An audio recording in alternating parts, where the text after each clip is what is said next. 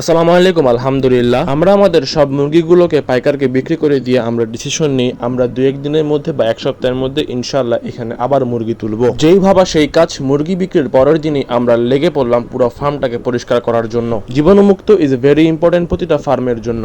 আপনি যত জীবাণুমুক্ত এবং পরিষ্কার রাখতে পারবেন আপনার রেজাল্ট তত ভালো হবে এবং মুরগির মর্টালিটিও অনেক ভালো হবে। আমরা একদম ভালো করে টুস থেকে শুরু করে যা যা ছিল সব ভালো করে পরিষ্কার করে উঠায় নতুন কিছু মাটি এবং পানি দিয়ে, যেমন যেই মাটিগুলোতে তারা গর্ত করে ফেলছিল সেই গর্তগুলোকে সুন্দর করে মাটি দিয়ে ভরাট করে এবং নতুন পানি দিয়ে ভালো করে ফার্মটা লেপে সুন্দর করে রেডি করার চেষ্টা করছিলাম। পরিষ্কার পরিচ্ছন্ন যেমন ইমানের অঙ্গ, তেমনি সবকিছু ক্ষেত্রেই পরিষ্কার পরিচ্ছন্ন থাকা সবচেয়ে ভেরি ইম্পর্টেন্ট। আর এই সোনালী মুরগিগুলো এত পরিমাণে মাটির টুকরায় টুকরায় উঠাচ্ছিল, কিছু কিছু জায়গায় তারা বড়সড় গর্তই করে ফেলেছে। আমরা যেহেতু এই সেক্টরে নতুন, তাই আমরাও শিখছি এবং নতুন কিছুর অভিজ্ঞতার অংশ হচ্ছি। ফার্মের সাথেই আমাদের পানির সিস্টেমটা রয়েছে এবং এই জায়গাটা অনেকটা ময়লা হয়ে গিয়েছে। এখানেই আমরা পানির পটগুলো সবগুলো এনে রেখেছিলাম, কারণ এগুলো একবারে পরিষ্কার করব খুব ভালোভাবে। সাথে ইটালগুলো আনে রাখা হয়েছিল। আমরা আমাদের দিক থেকে বেস্ট চেষ্টাটাই করে যাচ্ছি সেকেন্ড শেডের জন্য, অর্থাৎ দ্বিতীয় ধাপের মুরগি তোলার জন্য। আমাদের বাসাতে কিছুটা চুন ছিল, তাই ভাবলাম এই চুনগুলোকেই আমরা খুব ভালোভাবে কাজে লাগানোর চেষ্টা করি,